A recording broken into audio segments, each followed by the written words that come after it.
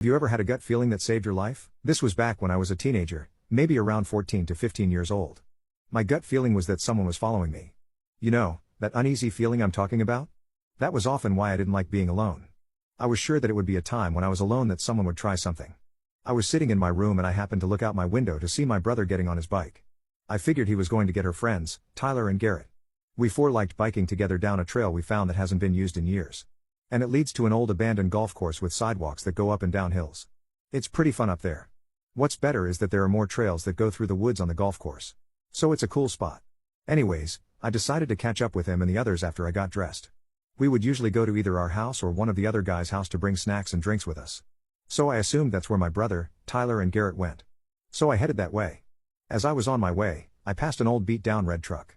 The only reason I remember it is because it was so rusty. Other than that, it seemed like a normal truck. After a little while I noticed that same rusty truck stopped at a red light on the other side of the road facing me.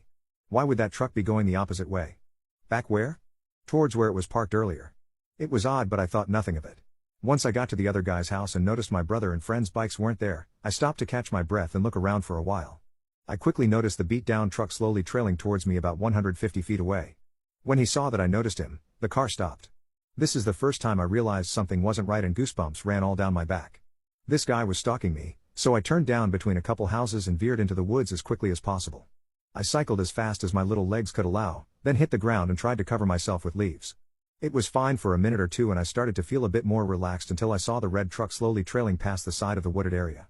I stayed out of his sight, but I could see him open his door while driving saying, "Here little girl, I don't want to hurt you. I'm a friend of mommy's. I just want to take you home." I was terrified and started crying, praying he didn't hear. He didn't and kept slowly driving, repeating the same sentences. As there was some distance between his truck and I decided to make a run for it. Into Garrett's house, where I initially realized the stalker was following me. His mom told me to get in her car, she grabbed a pistol, and we went to look for my brother and the two other guys. Turns out they were hiding. Has some kind of prank to scare me. Well, it scared me, alright. I haven't gone out of my house since.